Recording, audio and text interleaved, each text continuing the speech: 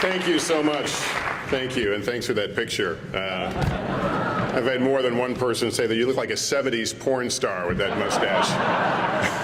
That would be the only comparison to a 70s porn star, I would assure you. It's great to be here. When I saw the program, 90 Years and 90 Minutes, I thought, what a really clever title for the program, until I realized they put me at the end of the program. So it's really Andy's subtle way of saying, keep it short. Well played, my friend, well played. It's such a thrill to be back in Chicago, to see old friends and colleagues. Despite what many people assume, I'm not originally from Chicago, but having worked here for 14 years and having both of our children here, one of whom has returned, as many of you know, it certainly makes it feel like a homecoming. I thank you all for the welcome. A special shout out to all my friends from NBC here in Chicago. They make up a good portion of the center of the room. Congratulations on kicking butt at the Emmys the other night. And thanks for letting me keep this up here. I didn't win this, it's not mine, but it gives me so much credibility having it next to me when I speak, so I appreciate that. My first exposure to this city came in the form, actually, of a college course I took in urban politics. It's really the only course I remember in college. I dropped out when I was a junior. I wasn't much of a student, but it was a class on Chicago and machine politics. And keep in mind, this is the late 70s, and I remember being utterly captivated that there could be such a place as Chicago. And as a budding young journalist, all I could think of is how cool it would be to work as a reporter in Chicago, to cover the fascinating cast of characters, the political intrigue, and yes, the corruption. First time I set foot here was a pretty interesting time in the city's history. It was 1983. It was the height of the racially charged Washington-Epton election campaign. I was actually living in Los Angeles at the time, working for the CBS station there, but my wife worked for a company that was based here, so we were commuting back and forth, had an apartment on the north side. I would sit here glued to the television watching the coverage of the election, the theatrics, chomping at the bit to get in the action, wanting to cover the story, but I would go back to LA and kind of sigh and wish I had been here. And of course, 3 years later, I did land a job in Chicago. It was in time for the last 18 months of the Harold Washington administration. Working here was everything I imagined. I distinctly recall, after the death of Mayor Washington, the raucous all-night city council meeting that was aired on all three channels. It was a meeting where they were deciding the successor to Mayor Washington. Tens of thousands of people, I remember, were glued to their TV set all night. I believe it went past the 10 o'clock news, watching the city council meeting. And I remember at the time that this has got to be the best news town in America. What other town would people sit up all night watching a city council meeting? And maybe you could help me, because I was writing these notes today. I was trying to remember, who was the alderman that got up on the desk in the middle of that? Who was it? Dick Bell? Dick Mell. Dick Mell. Dick Mell, okay. I remember that so clearly, but I remember thinking, wow, this is the town that I always imagined it would be. It is the best news town in America, and I was thrilled to be here for it. Now, this is a city that people believe in news, they believe investigations. It's the richness and diversity of stories that makes it such a great news town, its characters, but also the commitment to investigative journalism by the media outlets here. But also Chicago audiences, the viewers, listeners, the readers, they demand it. They like good investigations. They're invested in politics. They're invested in government, both the good and the bad, and they want more of the good. And all that extends to what they demand from those of us who report on government.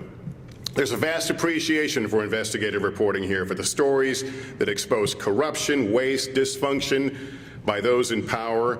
I give an enormous amount of credit to the work of the BGA for helping all of us in this business to keep the focus on our commitment as journalists to hold our institutions of power and governance accountable and to provide a voice to the voiceless. That said, in the current era, it seems that the name Better Government Association might be putting the cart before the horse. The recent shutdown of the federal government and the partisan grandstanding at the expense of responsible, well-functioning government makes me wonder, at least on a national level, if we don't need a Better Politics Association first. In this current politically charged and polarized environment, almost every issue is washed in shades of red or blue, a partisan stain that that paralyzes critical thinking and open dialogue, punishes political idealism, and has become an enemy of responsible governance for the people. At times, it's an enemy of responsible and independent reporting because sometimes that partisan stain is used to discredit and undermine the investigative work of journalists who seek to expose failed official policy, waste, and missteps. There are many folks out there who routinely weigh our stories not on their accuracy, but against a political litmus test that seeks to expose a bias or political agenda. Trust me, back in the day, we would get letters in reaction to stories we did. Well, then it was emails. Now it comes in the form of social media. I can literally sit on the set doing nightly news and read the Twitter feeds as they come in, as people react to certain political stories, looking for a political bias. I had the privilege several years ago, shortly before his death, of moderating a discussion with Walter Cronkite.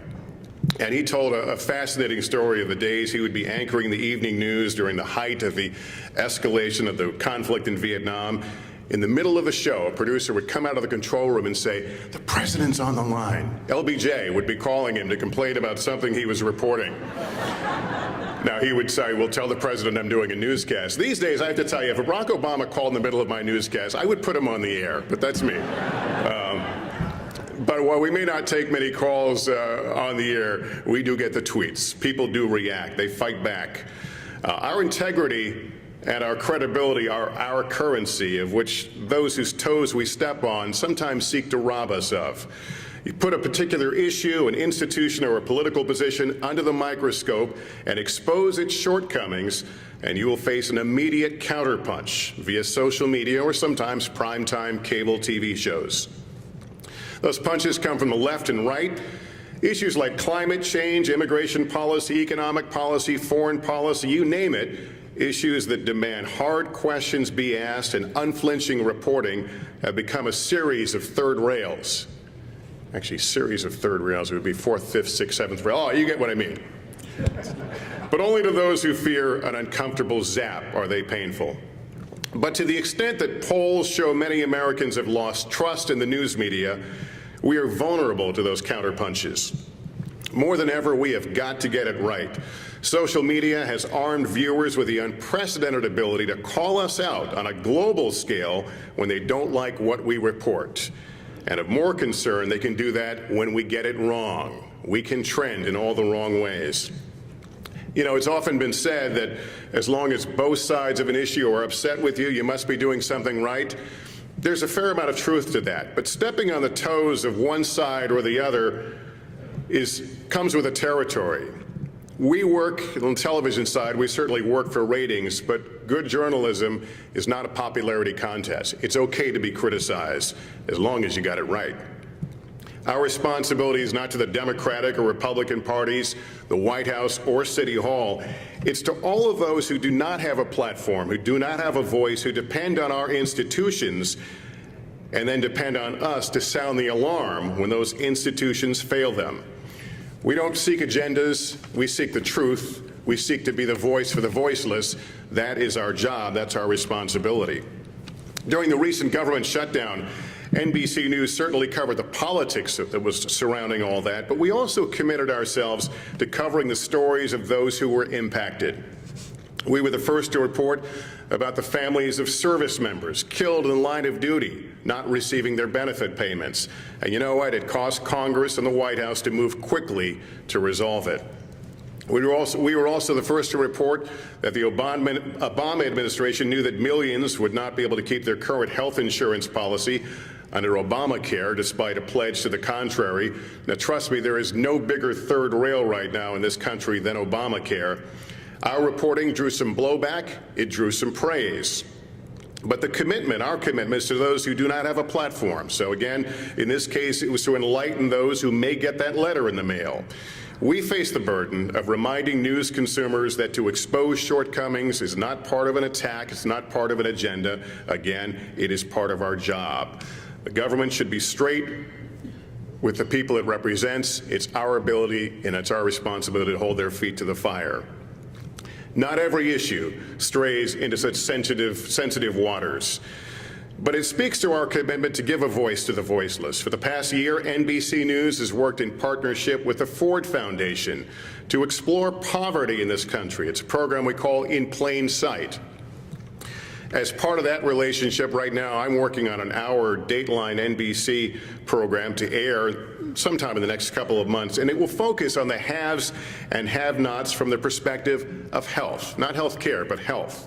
We're in the middle of a lengthy examination of the virtual epidemic of childhood asthma in poorer urban neighborhoods, and how in some cases government institutions have failed in the face of an imminent health and safety threat.